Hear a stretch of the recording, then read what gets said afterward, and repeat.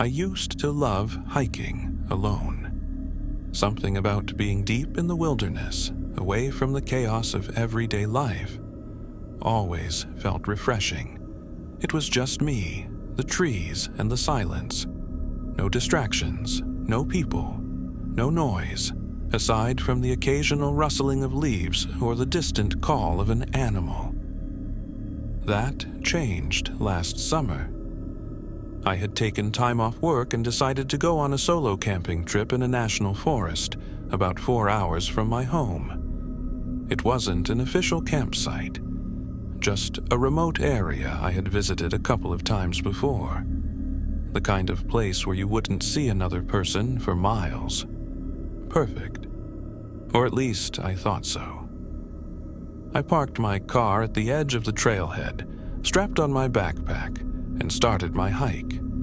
The sun was still high, and the air smelled fresh, thick with the scent of pine. The first few hours were peaceful. I followed a narrow trail up the mountain, taking my time, enjoying the quiet. By late afternoon, I found a decent spot to set up camp, a small clearing nestled between thick trees with just enough space for my tent and a fire. As I unpacked my gear, I noticed something strange. A small pile of stones, stacked carefully, sitting at the edge of the clearing. I frowned. It hadn't been there before. I had camped in this exact spot last year, and I was sure I would have noticed something like that. It wasn't natural. The stones were placed too perfectly, balanced one on top of the other like some kind of marker. It made me uneasy, but I shrugged it off. Maybe another hiker had passed through recently and left it behind. Still, as night fell and I sat by my fire, that little pile of stones lingered in the back of my mind. The forest was quiet. Too quiet.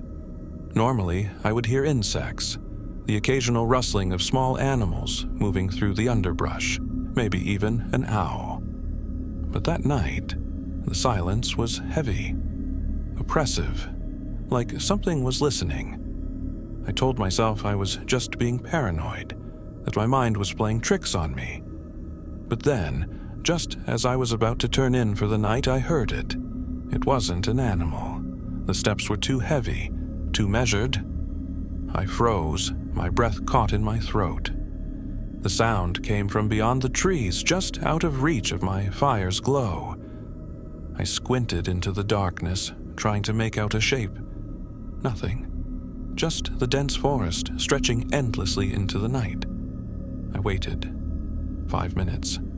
10. The footsteps didn't come closer, but they didn't move away either.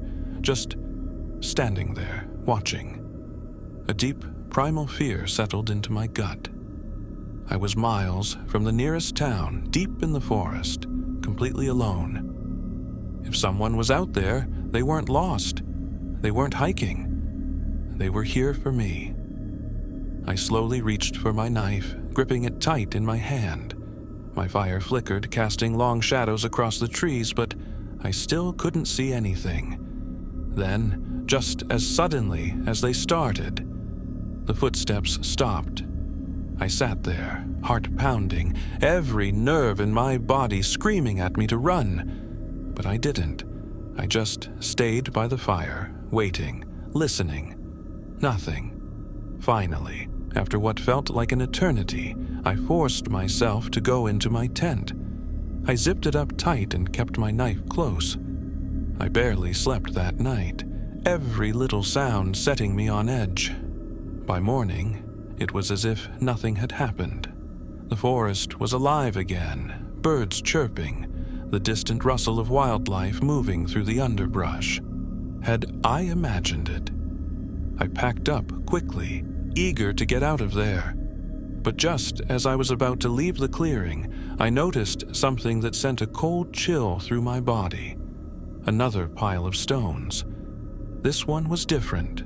The rocks were larger, stacked higher, right in the spot where I had heard the footsteps. Someone had been there.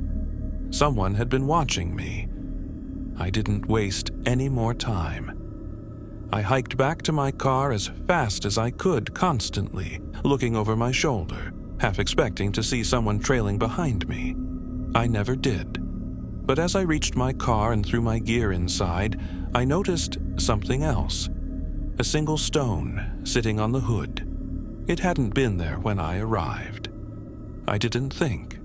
I just got in, locked the doors, and drove away, my hands white-knuckled on the wheel. I haven't gone camping alone since.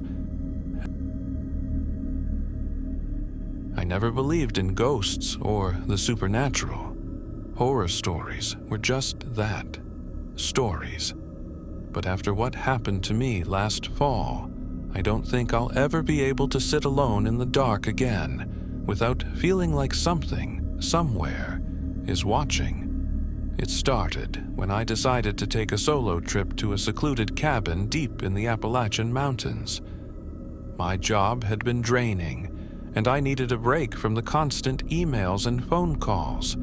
A friend of mine had an old family cabin out there and offered to let me use it for a weekend. No cell service, no internet, just me, the woods, and silence. I arrived on a crisp Friday afternoon.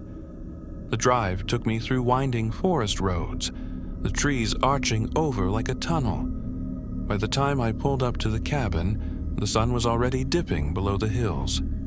The place was old but well kept, a simple wooden structure with a porch, a few rocking chairs, and a woodpile stacked neatly against the side.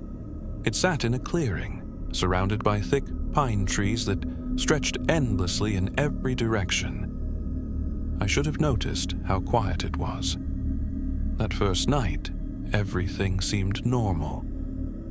I made a fire, cooked some canned food, and settled in with a book.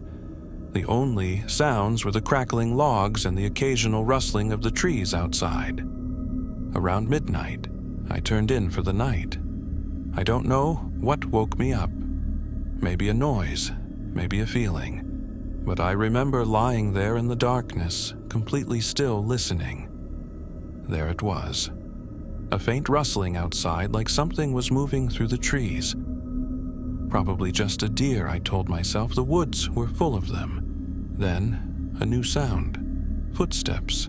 Slow, deliberate, circling the cabin. I held my breath, straining to hear more.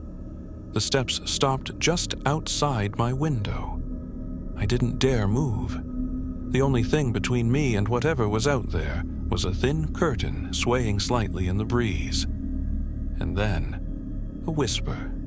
Low, breathy, just beyond the glass. I couldn't make out the words, but the tone was unmistakable. It was speaking to me. I grabbed the hunting knife I had packed, forcing myself to breathe evenly. I stayed awake until dawn, the whispers fading with the first light. The next morning, I convinced myself it had been a dream. Sleep paralysis, maybe.